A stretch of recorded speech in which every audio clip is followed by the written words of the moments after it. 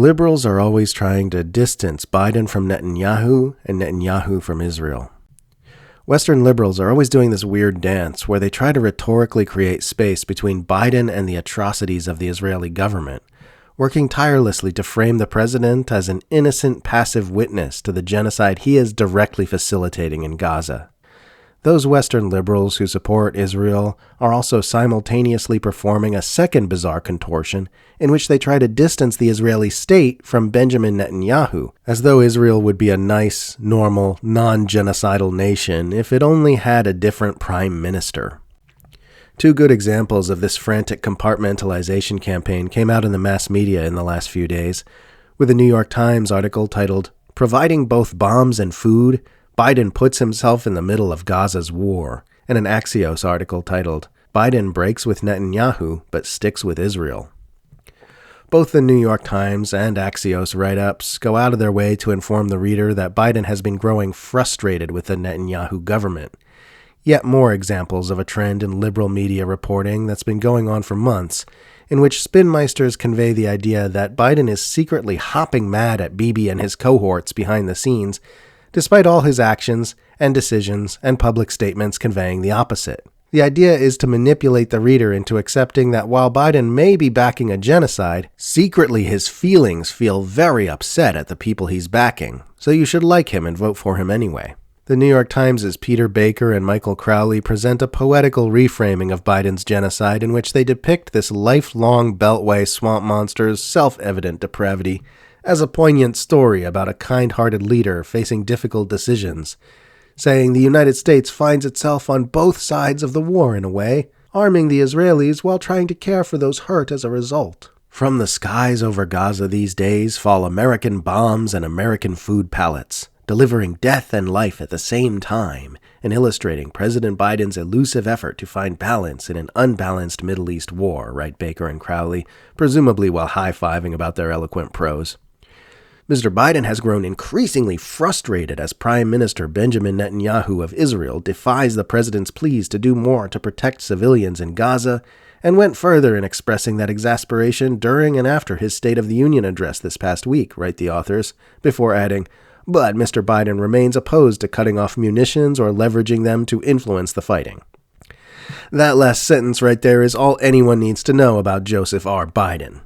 Those are the raw facts, and everything else is narrative spin. Israel gets the actual material weapons it requires to continue its genocidal atrocities, and the readers of the New York Times get empty narrative fluff about aid drops and Biden's feelings to help them feel okay about it.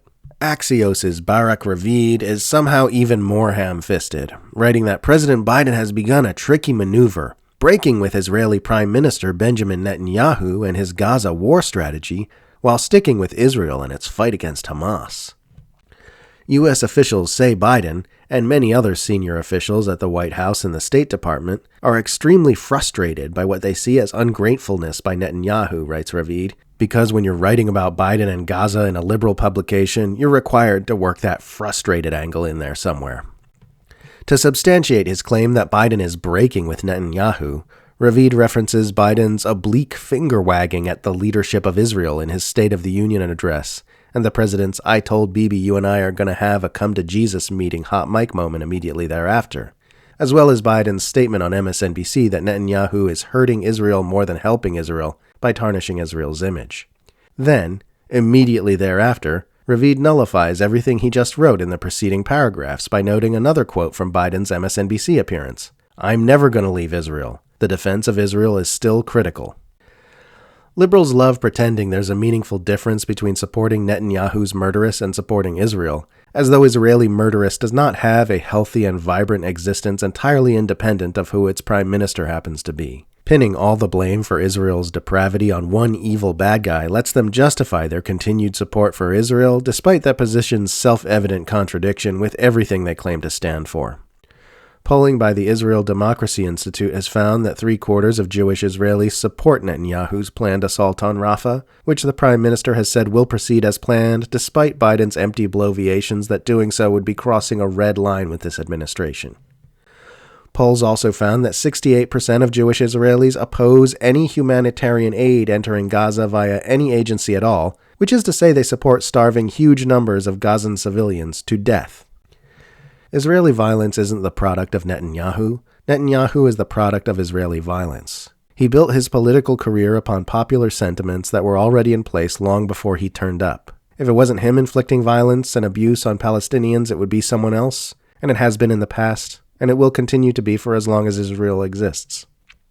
There is no state of Israel that is separate or separable from the violence, abuse, apartheid, and racist indoctrination necessary for its continued existence.